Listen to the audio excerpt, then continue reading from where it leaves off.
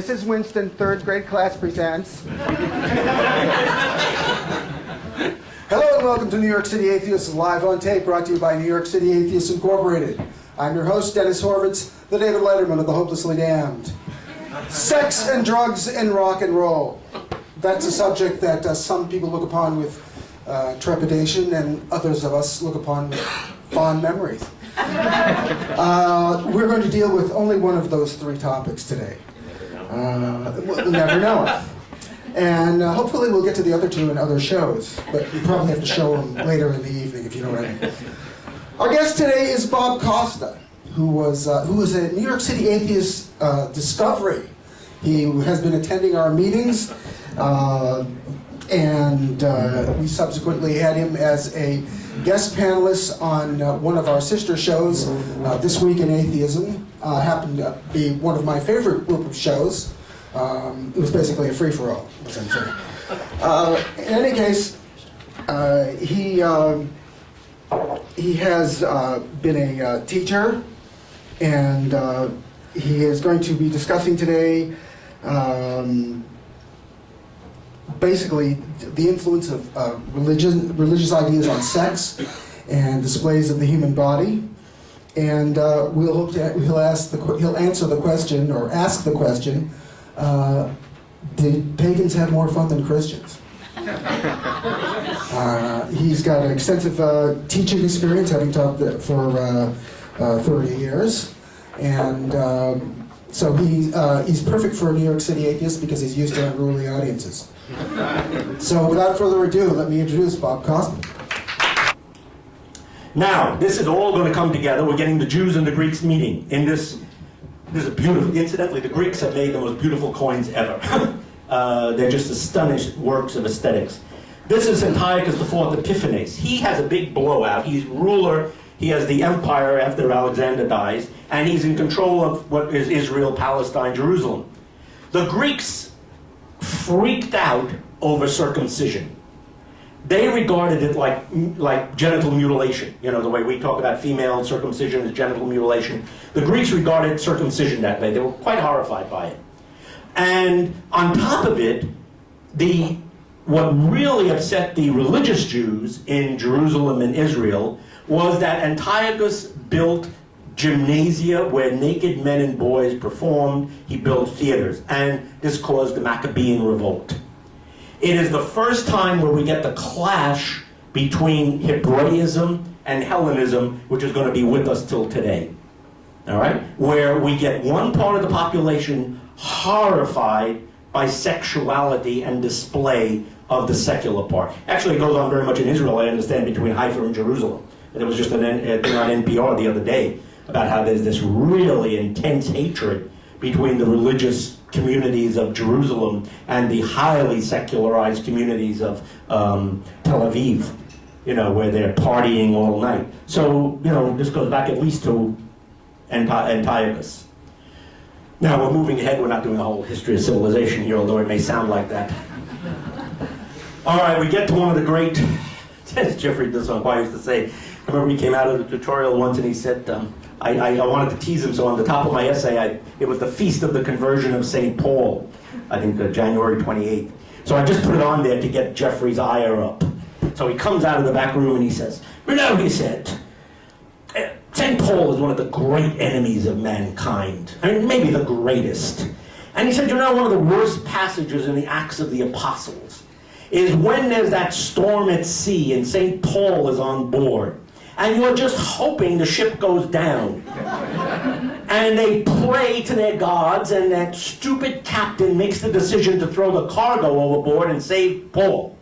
One of the great turning points of history. Now, Caravaggio's great picture in Santa Maria del Popolo in Rome. What does he do? Paul, very fundamentally, is not a native Israelite.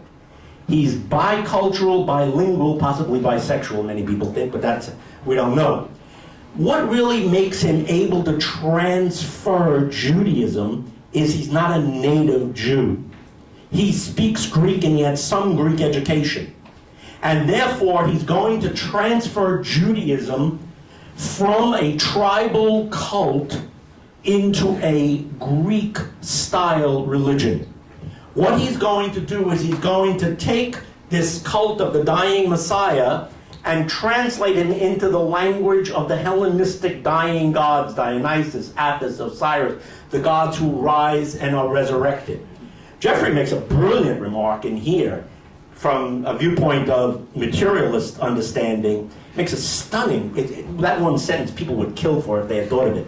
He says what Paul really did was transfer the ideological perspective of a Jewish Palestinian peasant, and he has a brilliant excursus on how far as we can tell, Jesus always avoids going into Greek cities.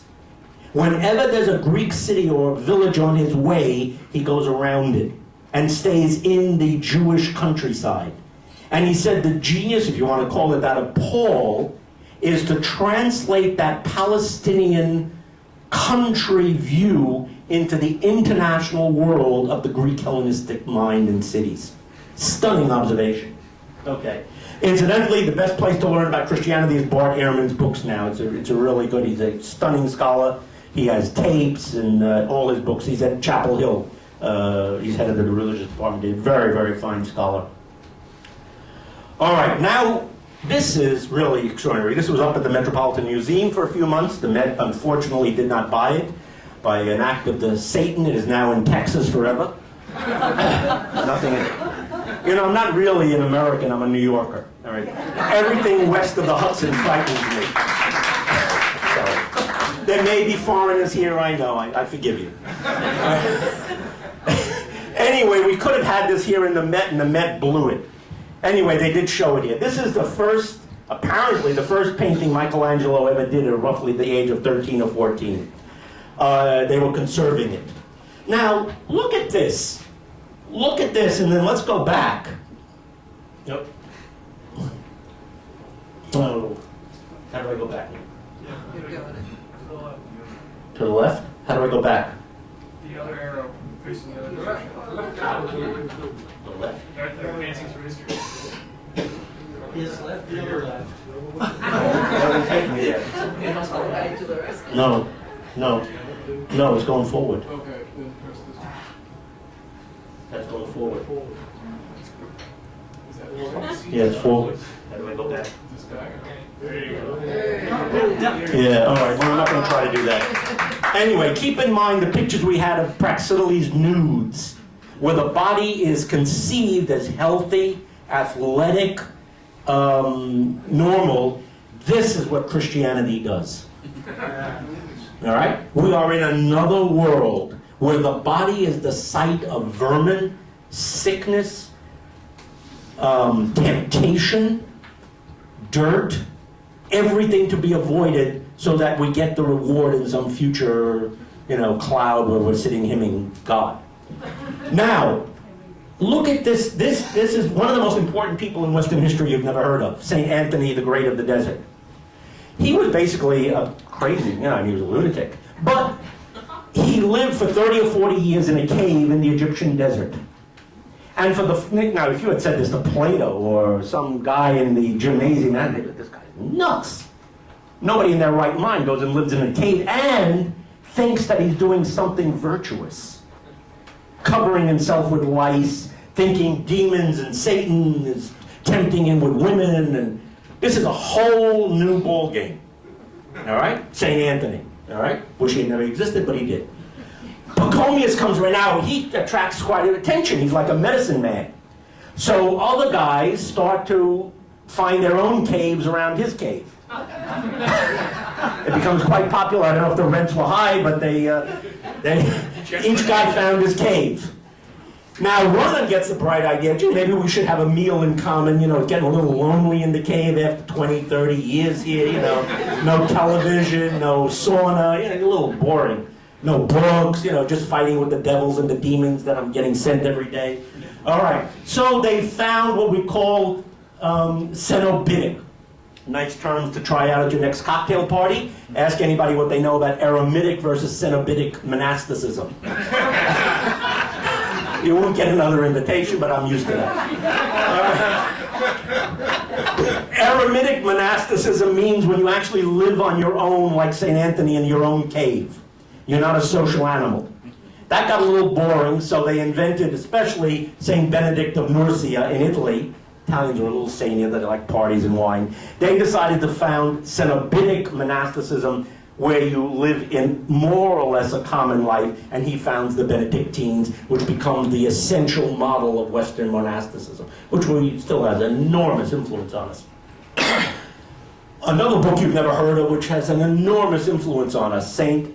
Athanasius, another horrible person, but anyway, he writes a life of St. Anthony, which for over 15, 16, 17 centuries, people regarded as one of the most important books to read. And what it was a hagiography, a sacred life of St. Anthony's life, and how you too should live a life like that. Now, we have come completely from the public world of the Greeks in the gymnasium, the theater, the polis, public events and celebrations, to this isolated, withdrawn world in which you morbidly think of your body as the site of sin. And how all day long, if you died, the nuns used to tell us, oh, you better get absolution today, because if you walk across the street and a car hits you and you haven't been absolved, you'll go to hell. And you used to go in a sweat all day long, whether you would, and they'd tell you all these little rituals. Well, before you die, you should just say the Hail Mary, and you should say this. And, you tell this to kids, it's poison. It's poison. All right. Now, 2 words here. Everybody know what asceticism is. Asceticism is the denial of the body and its pleasures in the idea that you're having some higher purpose. The way at Lent or something, or Ramadan, you don't eat all day because you're giving it up for your God. It's a sacrifice of the body. The opposite is that's hedonism. That's the pursuit of pleasure as a form of happiness. And we can debate the kinds of pleasures. And that's Michelangelo. All right. Now, none of this would have really mattered. It would have stayed in their caves in the desert. Except this guy comes along, Constantine, known as the Great. This is his famous statue in Campidolia in Rome. He becomes the first Christian emperor. We're going to tell you what that happened. His mother, St. Helena, was a barmaid, probably worse, if you want to, but they were all nut jobs. Their family, they murdered themselves left, right, and center. He murdered his son, their brothers, their nephews, their sisters. It was just unbelievable. If you want to read a good popular account, Jonathan Kirsch's God Against the Gods, The History of War Against Monotheism and Polytheism. He's a good journalist, and he's done his homework. It's a good retelling of the story. This is where it happened. None of you probably have seen the Milvian Bridge. I used to sit here and cry sometimes in Rome, thinking it all could have been different. This is the outskirts of Rome. There used to be a nice cafe there. I used to sit and get drunk sometimes. If he had only lost that battle. On October 28th in 312, there's a civil war going on, and the young Constantine is having a battle with this guy named Maxentius. Many years later, he tells, what's his name, Caesarea, he'll come to me in a minute, whatever his name was. He tells his biographer, Eusebius of Caesarea, that, well, before the battle, he looked up in the sun and he saw a cross. And under the cross it said in Greek, "En tutoi nica," in Latin, "In hoc signo vinces," "In this sign you shall conquer." Apparently he said to himself, if I win, I will at least honor the Christians. He wins the battle, unfortunately. That was the Tiber, incidentally.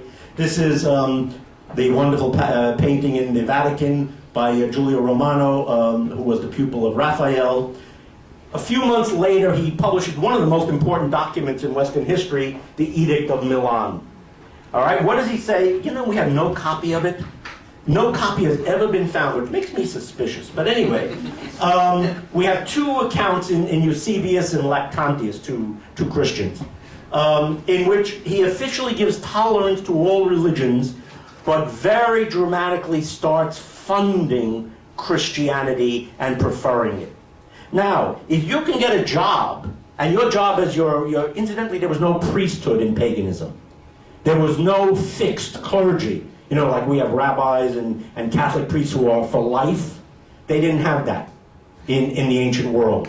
So there was no clergy there, that had a vested interest, all right? But when you start saying, hey, there's a big job over there in that church, if you want to run that church over there, somebody's going to come up and take that job, all right? Well, a lot of people came to take the job. Can I go back, Nick? Do I go back? Page up. Oh, very good. So smart. All right. This is very important and very rarely observed. Every world religion gets spread by getting attached to an empire. Every great religion only becomes a world religion because some empire picks it up as their religion. Zoroastrianism gets attached to the Persian Empire and assassinates. Ashoka becomes a Buddhist and perpetrates Buddhism. The Chinese get Taoism and Confucianism. All the world religion become world religions because they're really political ideologies of a particular empire. This is a stunning coin. If you have it in your basement, you probably could retire. This beautiful gold coin. And why this has so fascinated scholars, numismatists, and scholars of religion is that Constantine has this minted in the same year that he issues the Edict of Milan, saying that he's now, he doesn't say he's a Christian, but people have wondered whether he was sincere. He wasn't baptized until his deathbed. All right? So it's always been an issue. Was he sincere? Was he making a political move? Why did he become a Christian? Was he simply clever? And this is a particularly interesting piece of evidence because on this coin, he's portrayed with the sun god behind him, Sol Invictus, who was his favorite deity before he was a Christian, if he ever became a Christian. Sol Invictus means the unconquered sun. All right, so it's a very interesting piece of evidence. Now, one of my great heroes, Julian, known to the Christians as Julian the Apostate. How many of you know Julian the Apostate? Oh my God, all right. Get a statue today on your way home. All right. Julian only ruled for 3 years. He was a nephew of Constantine. He was raised a Christian, but was smart enough to realize this was nonsense. And when he became emperor at 20, he was a very brilliant philosopher already, a great student of Greek. And he begins to say, I'm not a Christian anymore. I'm not going to close the churches yet. Wish he had lived. But he begins to bring back the old religions and tolerates them. All right? If he had lived, we might be living in a different world. Unfortunately, at the age of 23, when he was campaigning against the Persians, he took a sword in the side, a spear, and apparently his last words, "O Galilean, you have conquered me." We don't know if that's true or not. Gibbon has a beautiful passage on him on how, if he had lived, we might be living in a saner world. The last pagan. Oh, Gore Vidal, who we saw in our first slide, he wrote a wonderful historical novel, Julian, which I read years and years and years ago when I was up at Hunter. It's a very positive portrayal of Julian in the world of this world when Christianity is taking over and what it's doing to the world. It's a beautiful book. And many of Julian's own writings quite remarkably survive. I can't believe the Christians didn't burn those. Maybe they were too interesting, or the monks needed something else or extra on the side after the prayers. Now, another main turning point. Am I boring? Is this okay? Go on? Okay. Another central turning point is Theodosius, known as the Great, but Theodosius I. He does several things which change the world forever. All right? On February 27, 380, he proclaims Trinitarian Nicene Christianity the only allowed legal religion of the whole Roman Empire. All right? That was a stunning proclamation. It is no longer legal to be anything else, on pain of death. All right? He then, in 388, he ordered all the pagan temples closed and outlawed the old Roman religion. All right? You can't sacrifice in them. One of the consequences many of them fall into disuse. Some get taken over as churches. They become quarries, etc. A tremendous artistic catastrophe. All right? In 398, the last Olympic Games are held, the end of the nude guys. They had first been held in 776 BC. That was 1,169 years of the games to the gods. We don't know if there's no evidence that he ended them. He may just simply not funded the next one. In 391, he agreed with Ambrose. This is a very famous story. that there was an altar of victory in the Roman Senate that had been there over 1,000 years as the symbol of the victory of Rome. And Ambrose, who's also a great villain, here he is in Van Dyck's beautiful picture there, holding Dionysius out of the Cathedral of Milan until he agrees to take out the altar of victory. He had a big fight with the last of the pagans over whether that statue of victory should stay in the Roman center, and finally Theodosius sides with Ambrose and orders it taken out. So Rome is definitely gone forever. Very moving. All right. Now here's one of the guys who's enormously, I have a weak spot for St. Jerome, I must say.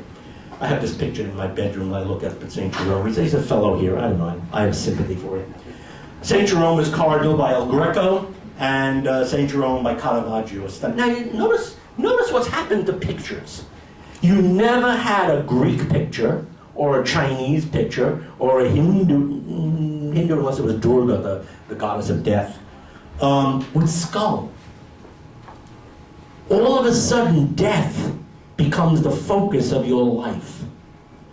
And you have no idea that all day long people thought about dying. Life meant nothing. It was your death that validated you and was your goal.